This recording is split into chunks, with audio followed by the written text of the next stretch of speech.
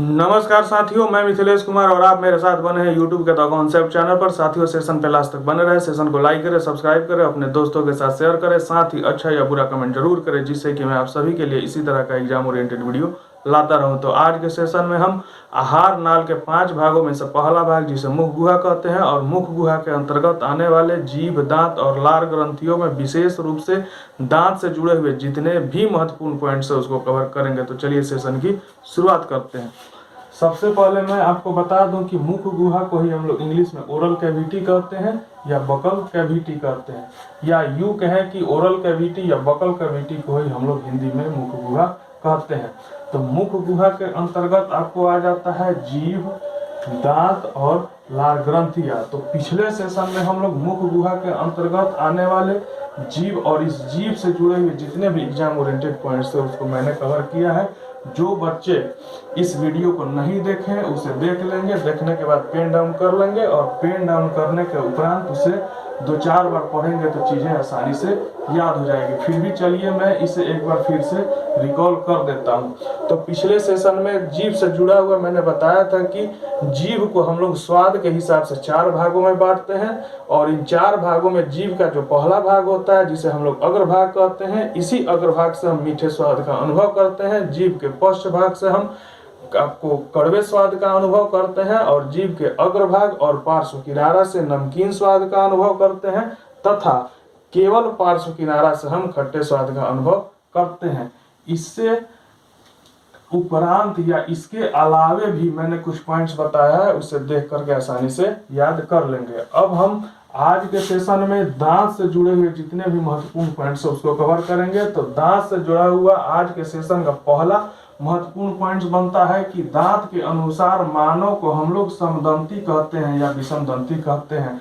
तो दांत के अनुसार मानव को हम लोग विषमदंती कहते हैं, अर्थात मानव में 4 प्रकार के दांत पाए जाते हैं, और इसी 4 प्रकार के दांत के हिसाब से मानव को हम लोग विषमदंती की संज्ञा में रखते हैं।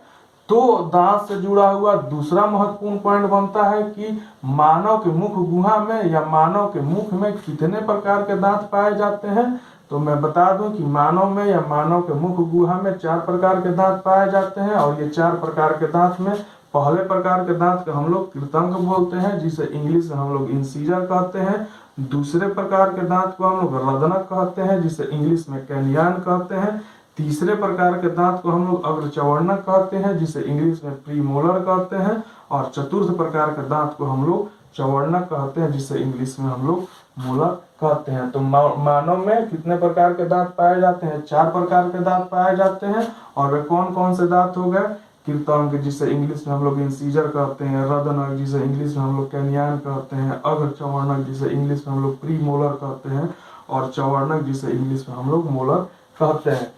अब दांत से जुड़ा हुआ अगला पॉइंट बनता है कि मानव में गाल दांत की संज्ञा किसे देते हैं, या मानव में गाल दांत किसे कहते हैं।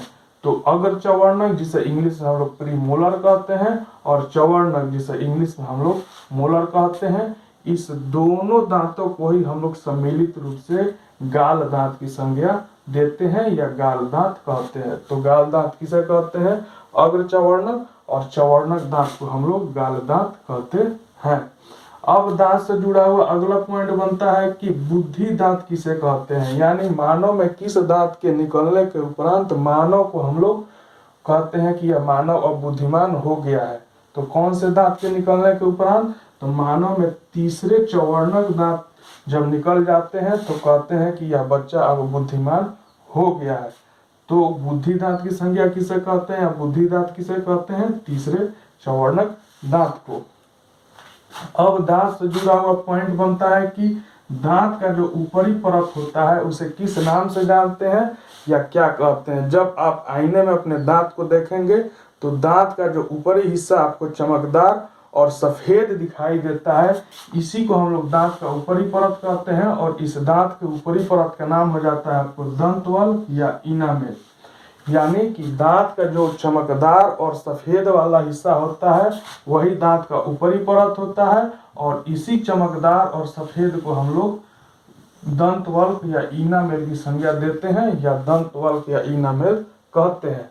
और यही दंतवल्क या इनामेल आपको शरीर का सबसे कठोरतम भाग होता है। तो यह एग्जाम में पूछा हुआ क्वेश्चन है कि शरीर का सबसे कठोरतम भाग कौन होता है। तो शरीर का सबसे कठोरतम भाग आपको दंतवल्क या इनामेल होता है। तो देखिए यहाँ से ये वाला भी एग्जाम में पूछा हुआ है कि गाल दांत की संज्ञा किसे देते हैं। तो अग्र चवर्णक या चवर्णक को गाल दांत कहते हैं, और बुद्धि दांत किसे कहते हैं। तो तीसरे चवर्णक दांत को कहते हैं। और शरीर का सबसे कठोरतम भाग कौन सा होता है, दंतवल्क या इनामेल। यही दंतवल्क या इनामेल आपको दांत का ऊपरी वाला हिस्सा जो आपको सफेद और चमकदार दिखाई देता है, इसी को हम लोग दंतवल्क या इनामेल कहते हैं। और दंत या इनामेल का आपको 98% भाग आपको कैल्शियम लवण से बना होता है। और ये कैल्शियम लवण आपको कौन से होते हैं, कैल्शियम कार्बोनेट और कैल्शियम फास्फेट। तो इसको भी ध्यान में रखेंगे क्योंकि यह भी एग्जाम में पूछा हुआ है कि दांत का जो ऊपरी भाग आपको सफेद और चमकदार दिखाई देता है, जिसे हम लोग इनामेल या इंग्लिश दंतवल्क या इंग्लिश में हम लोग इनामेल कहते हैं, उसका 98% भाग किससे बना होता है, तो कैल्शियम लवण से बना होता है। और वे कैल्शियम लवण कौन से होते हैं, कैल्शियम कार्बोनेट या कैल्शियम फास्फोरेट। आपको एग्जाम में अगर कैल्शियम लवण नहीं देगा तो सीधे क्वेश्चन करेगा कि दांत का इनामेल या दंतवल्क किससे बना होता है। तो आपको ये वाला याद रखना होगा, कैल्शियम कार्बोनेट और कैल्शियम फास्फेट से आपका दंतवल्क या इनामेल बना होता है। अब बुद्धि दांत से जुड़े हुए कुछ पॉइंट्स है, आइए इसे देख लेते हैं।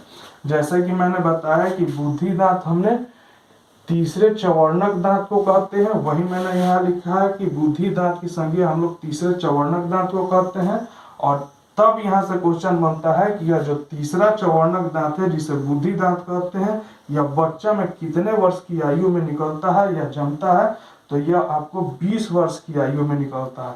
तो कौन सा दांत आपको 20 वर्ष की आयु में निकलता है, तीसरा चवर्णक दांत जिसे हम लोग बुद्धि दांत कहते हैं।